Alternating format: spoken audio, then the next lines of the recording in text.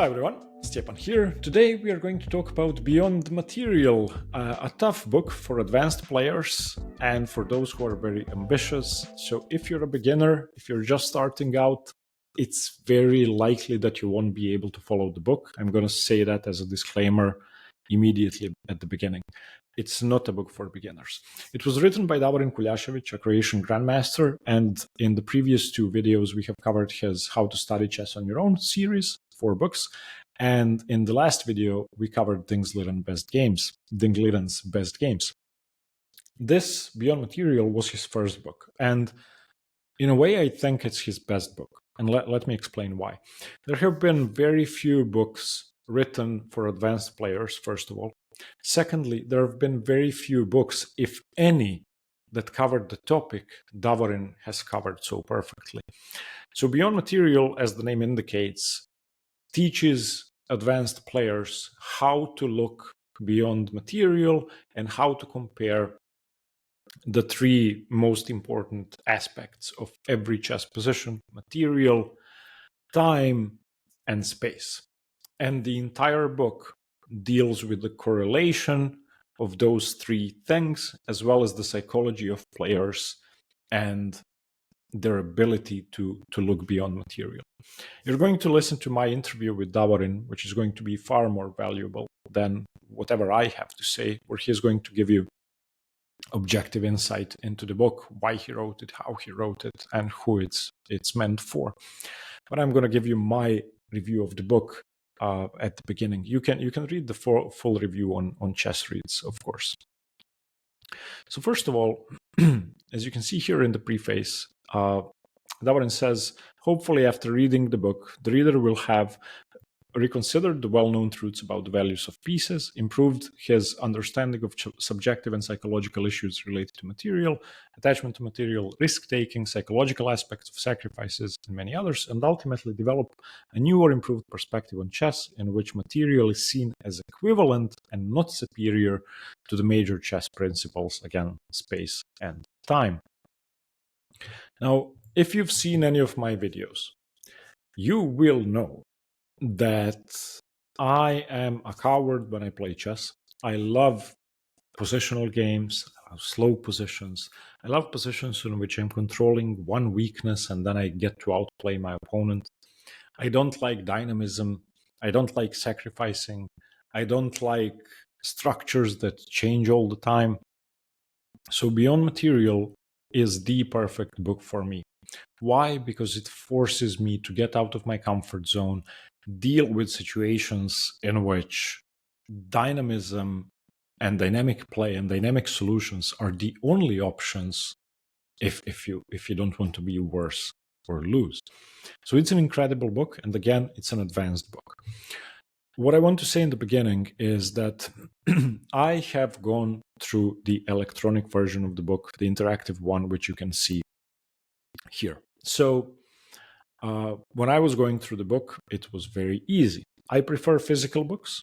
I have to say that. I think that they force you to get a lot more engaged. And the simple fact that you have to set up all the positions on the board yourself make it so that you have to but spend a lot more time going through the book. That being said, having an ebook is very nice, and when you're on a bus, on a train, on a ferry, on the toilet, walking, you can do that without having a board on the side. So I did that. So it's very hard for me to judge the readability of the book. Normally, when I read a chess book, one of the most important things I look at is how easy it is to navigate and to actually go through the book. There are some books where I literally have to have multiple boards set up so that I can follow all the sidelines. What I can tell from the e-version of Beyond Material, because it's definitely the same as the physical copy, just not interactive, is that even if I had been reading the physical copy, I would have been able to follow everything without a board on the side, which doesn't mean that a less experienced player would be able to do that. But anyone advanced who this book is meant for anyway would be able to go through the book without a board. Again, it doesn't mean that you should go through the book without a board. You should definitely use a board.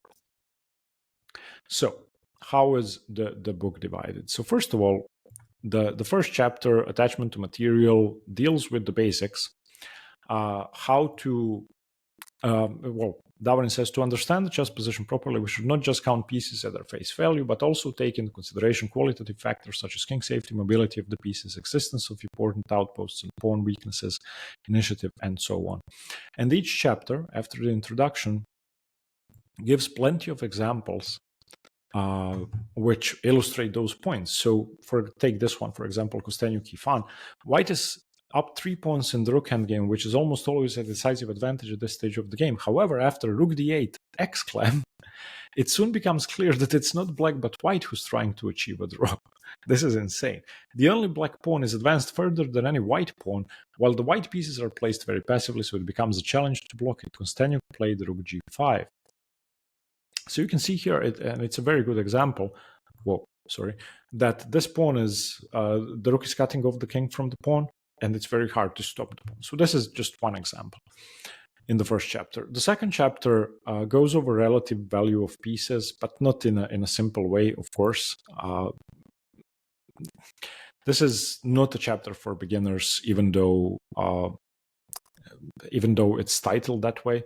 So Davorin goes over piece positioning, centralization, mobility, development, coordination, local significance, and this is, I think, what I struggle with most, and harmony, global significance. So this is a very advanced chapter and incredibly useful. I cannot emphasize enough just how tremendously valuable it is to have a resource like this, because I've been through many books. I haven't seen a book like this ever. It's perfect. And again, there are game examples that illustrate those points, and every example, of course, in my case was interactive. You get the physical book, so you'll have to set it up. Now, the next chapter, the next two are devoted to time and space and their correlation to material. Then finally, psychology of non-materialism. And this, I think this is my least favorite chapter because it's not on a very specific topic. And then finally, you have a chapter that explains, the sixth chapter that explains situations in which it's good to be materialistic, and then it provides the opposite, situations in which materialism could harm you or make you lose the game. Again, if you're, I think this is a book for people rated 2000 and above. Definitely useful on Grandmaster level. Definitely not useful for anyone who hasn't covered the basics. So if you're just starting out, don't read beyond material. It will be beyond you simply because you haven't covered the basics of strategy. And if you don't cover the basics of strategy, positional play, and tactics, it's nonsensical to learn the correlation between the three, and you won't be able to understand time and space. It's as simple as that. Okay, now let's listen to my interview with Davorin, and let's hear what he has to say about the book. Hi everyone, Stepan here. It's my great pleasure to welcome Davorin Kuljašević, a Croatian Grandmaster and chess author. Today we're going to talk about his first chess book, Beyond Material. Welcome, Davorin. Thank you, Stepan. Glad to be here again. Thank you. Tell us about the book. It's your first book. Why choose such an incredibly complicated topic for your first book? Okay, so it is my first book, but it was not the first, let's say, chess course that I've created. Before that, I've created some video courses where I discuss different topics from, positional chess, tactics, endgames, so like simpler, not that complicated topics. When I was asked to write my first chess book, we were talking about some possible topics with a publisher, and this was one of the topics that I thought would be intriguing because I haven't seen it discussed enough in chess literature, number one, and also it was intriguing on a personal level because it's Beyond Material. It was not the original title. The original title was Non-Materialism in Chess, and then which one do you think is better? Beyond Material is better. It is. Yeah, of course. Actually, we were trying very hard to find something that's not non-materialism in chess. Yeah, and the the idea is basically that generally chess players are too materialistic, and there is a whole plane of possibilities that exists beyond their, I'm not going to say wildest imaginations, but they don't pay enough attention to, because we need to protect our pawns, right? If the opponent offers something and we can take it, why not take it? Why go for that attack? When we can take it, yeah, and things like that. So I decided that it would be a good idea. I already had some material, obviously, from that I've collected over the years with some really good examples, and I thought it would be, if I can structure it well, I thought it would be a very interesting topic. It seems very interesting to me because it almost seems like a chapter in a book that covers the middle game in a very, very general way, and you can almost always find a chapter on either the difference between the initiative and material or time and material. You can find it mentioned, but I don't know of any other book that was written specifically on that topic. Correct me if I'm wrong, but I don't know of any other book, and I think it's a great idea, although it does seem like a very complicated topic for players unless they are familiar with all the basics. And I wanted to ask you a question about that. Do you think people can deal with what the book teaches unless they have covered the essentials of positional understanding, tactical stuff, and so on?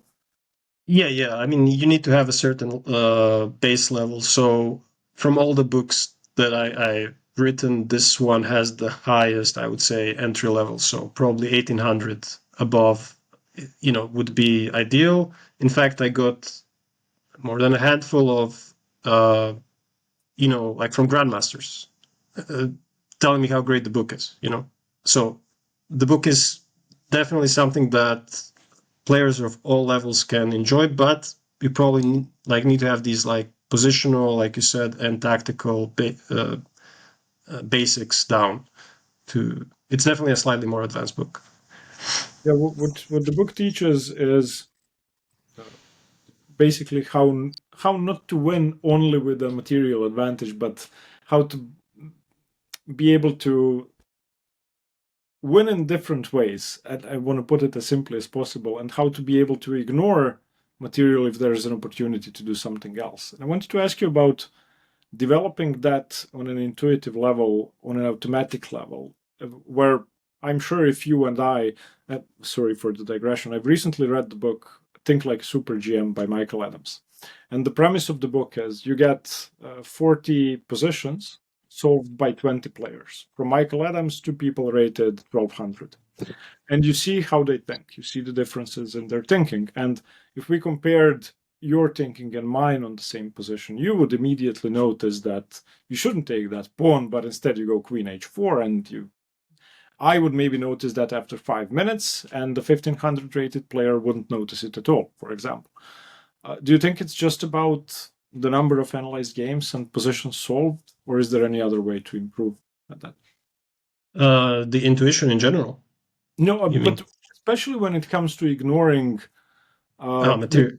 So recognizing the difference and the importance of either going for the initiative, going for time, going for dynamic play, or I'm going to grab that a7 pawn and hold it until the end. Yeah, it's definitely a matter of seeing as many examples, as possible, and with and then recognizing those patterns, right? So the idea of the book is for you to focus your attention in right on these opportunities, because they are often people often miss them, like they don't think about them.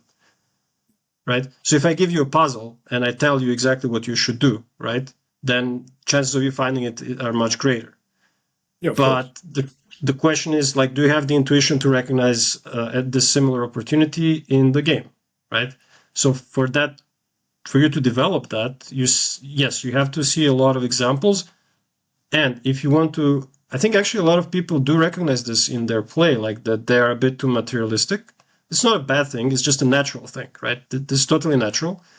But the thing is that in chess, there are many situations where material is not the most important thing in the position.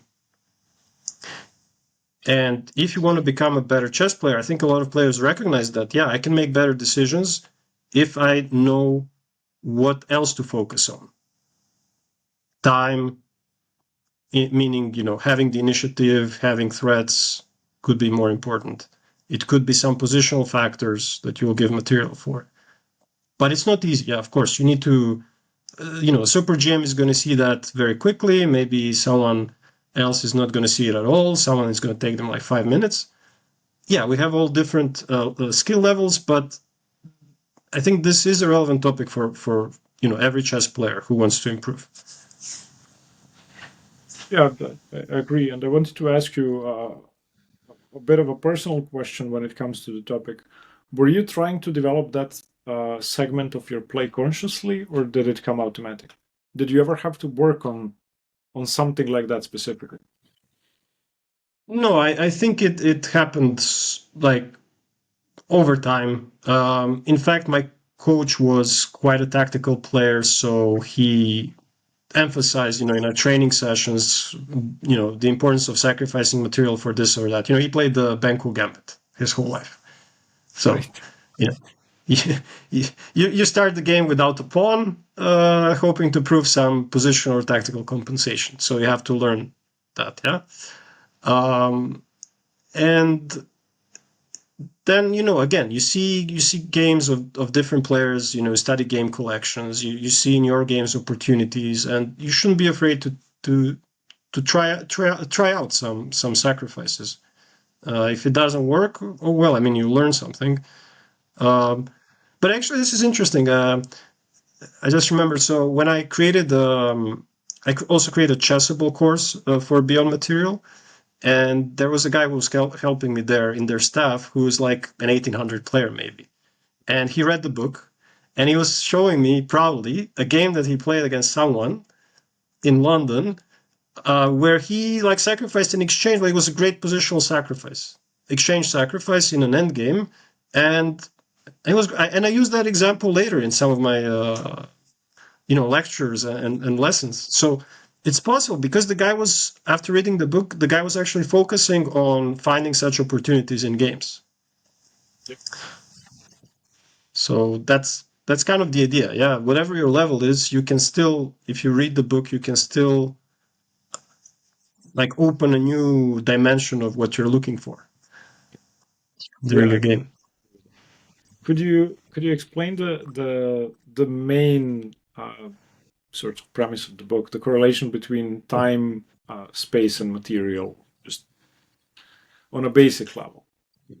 Yeah, that is in the subtitle of the book as well. So how time, space, and material, and psychology as well relate to each other in a chess game. I think I explained it in the book in terms of like it being a currency, where basically in each position, you have certain like amount of material, positional, or positional meaning space, and time advantage or disadvantage, right? And you can swap these with certain moves. You can, yeah, it's like changing currency, right? And you can also think of it in terms of advantages, right? So if I have, let's say, I have an opening advantage, meaning I have development advantage, right? But I'm seeing, I see that this development advantage is going to evaporate if I play a slow move, right? How can my opponent's going to castle, yeah? How can I keep that time advantage? What would I have to do? Very often, you have to sacrifice material, right? It's not going to be for free, right? You can play a3, your opponent's going to castle, and then it's just going to be like equal. You don't have that, you lost that momentum. But if you sacrifice something and keep his king on e8, then you have a material disadvantage, but you have a time advantage, right? Later, you can transform hopefully you can transform that time advantage into something more tangible. Yeah. Like you win more material. And throughout the game, you have this dynamics of always transforming one type of advantage to another. Like you said, it's been discussed in some other books. But the idea with, these types of sacrifices that I explain in the book is that the compensation you're trying to get is more of a long-term compensation. It's not totally obvious that we are getting, we're sacrificing a piece, that we're getting our material back, or that we're checkmating our opponent. Yeah, So really sacrifices if you can see that there's something immediately there. Yeah, exactly. Yeah. But people still think about it as sacrifices. Giving up material, getting people to part with their material is difficult. It really is. Okay. But It's I don't think it could be a sacrifice technically. If you give up an exchange and win my queen 2 moves later. no, that is true. But there is, for example, there is like a line you calculate, right?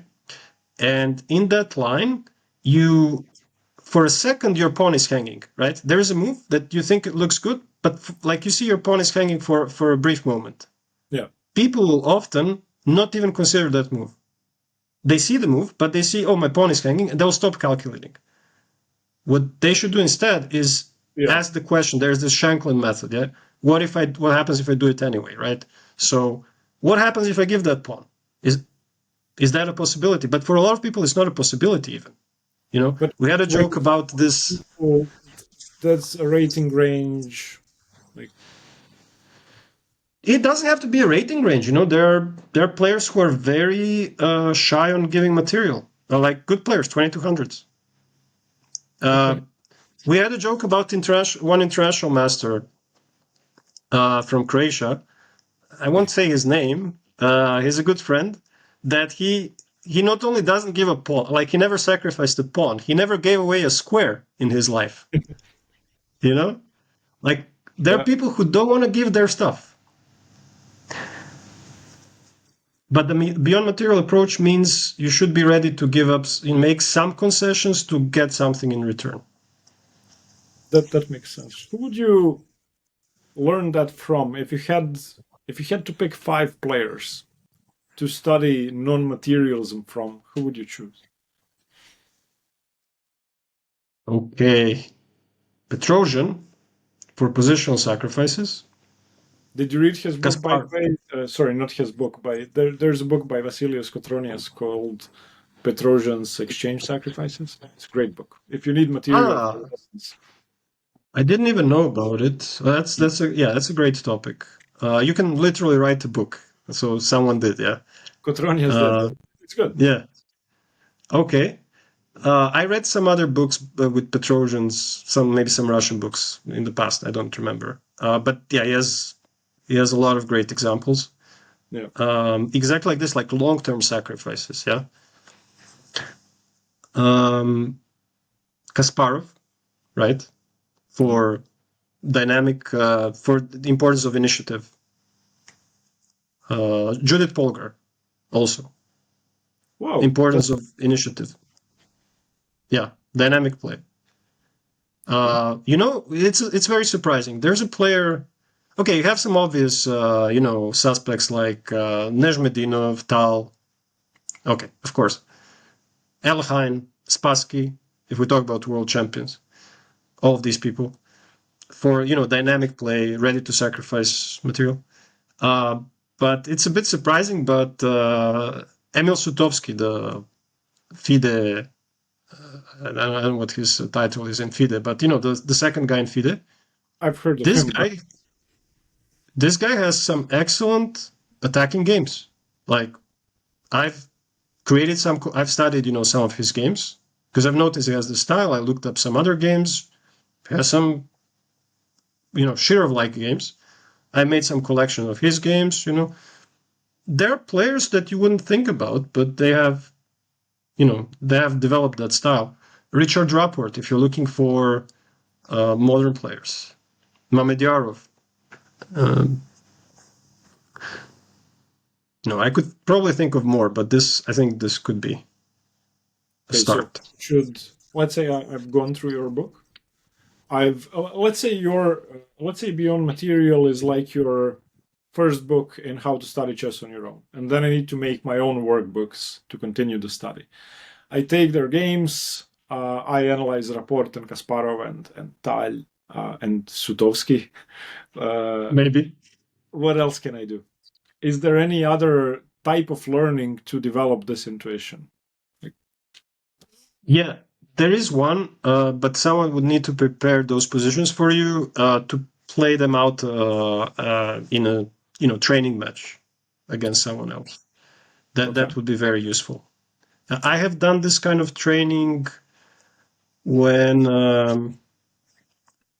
was in the U.S. Studying in this was called SPICE, Susan Polgar Institute for Chess Excellence. Basically, Susan Polgar, the sister of Judith Polgar, she was running this, and we had training sessions, and so she would give us like these very complicated positions to play out,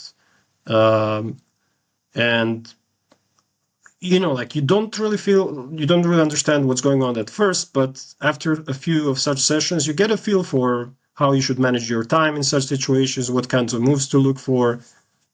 You just need to get some experience. So it's not only looking at examples, but also playing them out. I think is very important. Yeah, that is great advice. More and more, I find myself without a training partner. Firstly, because I'm on an island, and secondly, because there aren't too many people who have enough time. So I started playing against AI. I use a platform called Nocti, and I used to play with the engine before AI came about. Do you think that's still a valid training method, even though it's not a real human? Are they adjusted to a certain level? AI today is, yeah, on Nocti you can say that Nocti is, I don't know, 1700, and then it's actually Yeah. going to play like a human. It's going to both blunder and try to trick you, and it's... Yeah, no, yeah. Then it's of course makes sense. Yeah, you can do that if you don't have a physical partner. Yes. Okay. Okay. Yeah, I think that's a good idea. I wanted to ask you about what I think is a a pre a requirement to be able to follow the book, even let alone be good at ignoring material, high level of tactical skill and visualization. Do you think that's a prerequisite for being able to ignore material? Yeah, I think so, because at first you have to protect your material, right? You have to have that skill at least so that Yeah. you don't lose it needlessly. Um, but not necessarily. I can also think of when I was coaching some like 1,500 players who would actually have pretty good sense for like sacrificing material, even though they still made some blunders in their games and things like that. But they could sense moments where, okay, like if I give up a pawn or a piece, I can still attack their king. So it's hard to say, but it's definitely good to have a higher tactical level.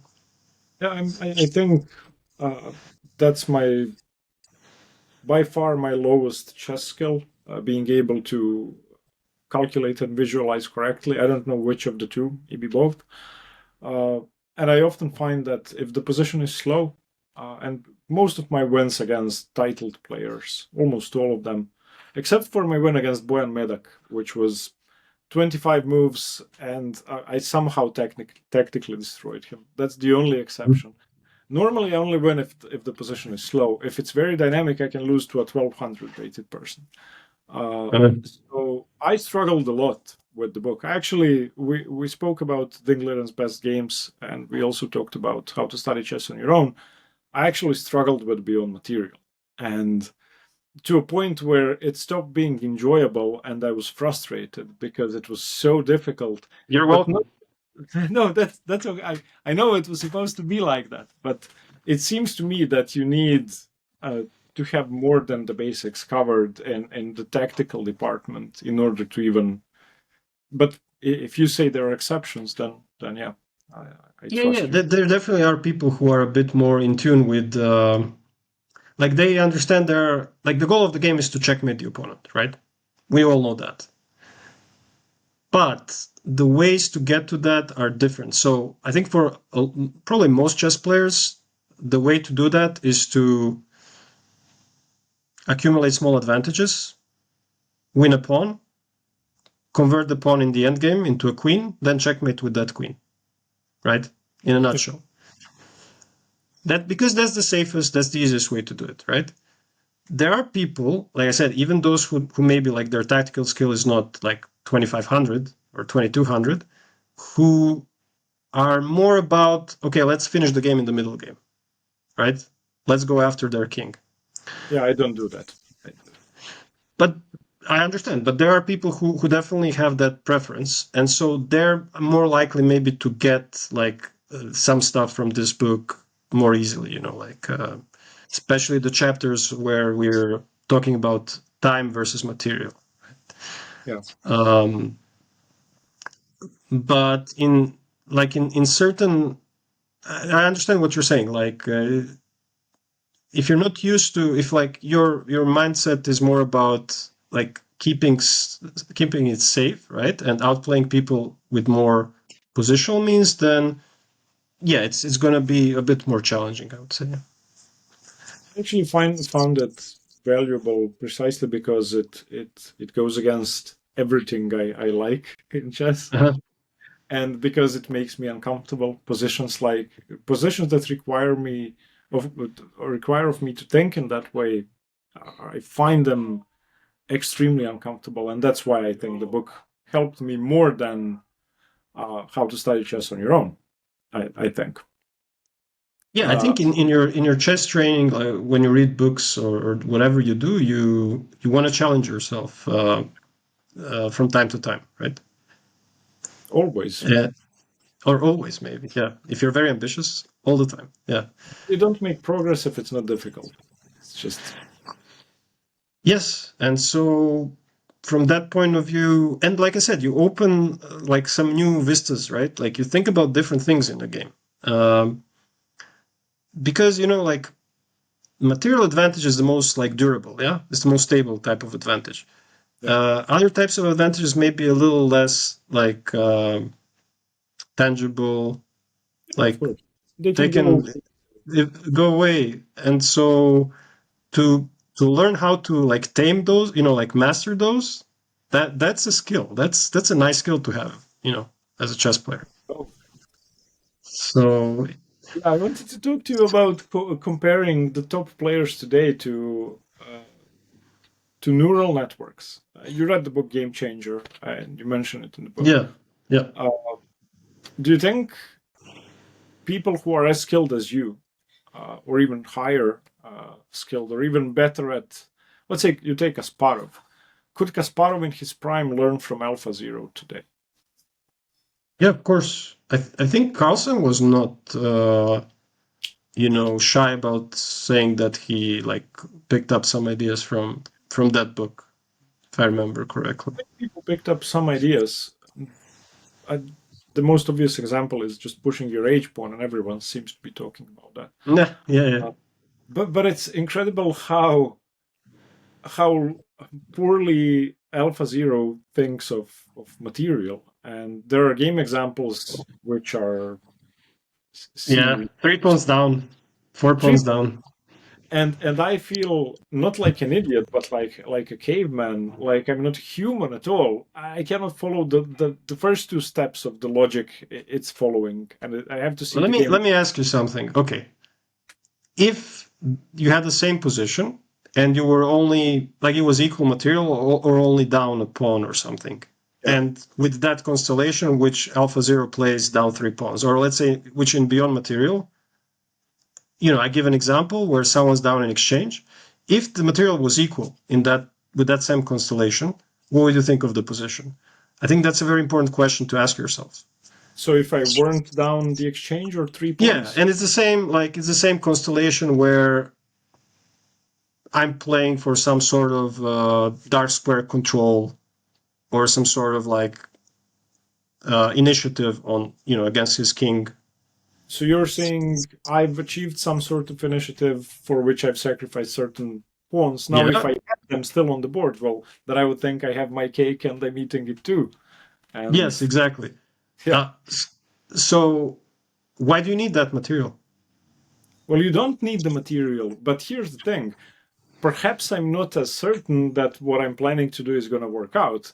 And then if I don't have that material, I'm going to lose. So when that lingers in the back of your mind, you might not be as effective an attacker if you're scared. So technically, if I were able to calculate everything perfectly and if I were certain, then it wouldn't be a sacrifice at all. Then it would be a moot point, same as the sacrifice. Exactly. Yeah. Yes, it's not. If let's say you trust your skill after that, it's not a sacrifice. It's a Yeah. conversion of advantages, Yeah. right? But what we are saying here is that you're not trusting that your skill after that to handle the position that comes after that. You're thinking about worst case scenarios, like what if I don't, I'm just gonna lose the endgame down in exchange. Yeah. Well, it's not that. It's either I see until the end and I'm sure, or I don't and I have to trust myself. Yes. But trusting my ability to convert something that may be practically much worse. Yeah. So maybe I'm just going to be an exchange down, but I'm going to go for that anyway because I'm going to outplay my opponent. That to me is very difficult to do. Fair point. Fair point. Yeah. That's why, yeah, it takes a higher skill to even like, this. I had this discussion with a student where he said, like, I showed him something like this, yeah, in the game that he could have done this, and we analyze it and we see how it works and everything. And he tells me, okay, Davorin, I see everything you're saying. I know, I understand it, but I would still not play it. Back to your point, right? Like, you don't feel confident in your skill, whatever it is, usually it's some dynamic skill. So you have to develop those other skills too, right? I tell you what I started doing, and I agree with you completely. So I've been playing the Semislav and the Caro-Kann as black always, since I started playing chess for almost 9 years now. And I've been playing e4 for white, and then I had a brief, venture into the London system, and then I came back and started playing mainline d4 c4 positions. Now that's basically the only thing I play. But because I feel uncomfortable in dynamic positions, I force myself to play. Now my repertoire is the Dutch against d4, the Sicilian against e4, and as white, I'm going to play anything, but mostly d4 c4 main line still, but I'll go for sharper variations. And I find myself in positions which I would never voluntarily play before making that decision. My last tournament game was in the final round of the Trieste Open, had the Rossolimo as black for the first time in my life, and I won in 25 moves. So it worked out, and I was the one attacking and playing f5. But I had to make a conscious decision. It's like, I'm going to play the Sveshnikov and the Rossolimo and not the Caro-Kann because I'm going to be getting positions in which I have to do XY. Okay, so basically, like you are branching out a little bit, yeah. In terms of your playing style, you are trying to play a bit more. I'm trying to play positions in which I either play dynamically or I lose. Yes. I don't have a choice. I cannot play my usual semi-Slav. Yeah. But that's like, I'm not saying everyone has to do that. People will stay in their comfort zone, but you're not going to improve as a chess player, right? Yeah. So if you want to play more interesting games, in the end, improve as a chess player, and you're a very like tight player, let's put it that way. Beyond Material is the kind of book that will get you out of your shell. Yeah, I did notice that. It's a great book for someone like me, I think. Yeah. Is there anything else you would like to add about it? Well, I can't think of anything at the moment. It's been, this was my first book, so it's been a while. It's been a while. I definitely have, I've given some lectures on this topic, and I try to preach it to my students. It is it is a slightly more advanced, how do I say, chess skill. Let's go. But it's worth trying. At the very least, if you'll understand, if you read Beyond Material, you'll understand maybe some of the more complicated games of top players. Whether you watch like online tournaments, or like, let's say, you watch an online tournament and then someone sacrifices a piece and the engine says minus 0.5, like for his opponent. And you're saying, oh, what a blunder. And then this guy who sacrificed a piece wins the game. And then you're wondering how this happened. Well, maybe that sacrifice was actually correct, but the opponent has to find like some computer moves to refute it. Right? So you're going to understand those nuances better. Yeah. I definitely agree. Thank you for being here, Davorin. It was a pleasure to talk to you. Yeah, always a pleasure. Yeah, thank you again. Okay, thank you for watching. I hope you liked the interview. Again, I would recommend this book to anyone who is high rated enough to understand it. If you would like to get updates on Chessreads, join the newsletter. You can find that if you visit the link to the full review of Beyond Material. There you will get notified whenever we publish new reviews or videos or do updates. We don't spam. We post the newsletter once a week, Saturdays, 7 p.m. Central European time. If you would like to review a book on Chessreads, we are introducing guest reviewers. It doesn't matter if the book isn't on Chessreads yet, or if it has been reviewed already. If you have a book you would like to talk about, contact us via email, chessreads@gmail.com, or on Discord, and we would love to have you. Thank you guys for watching. Stay tuned for more chess books. I will see you next week on Saturday, 3 p.m. Central European time. Bye-bye.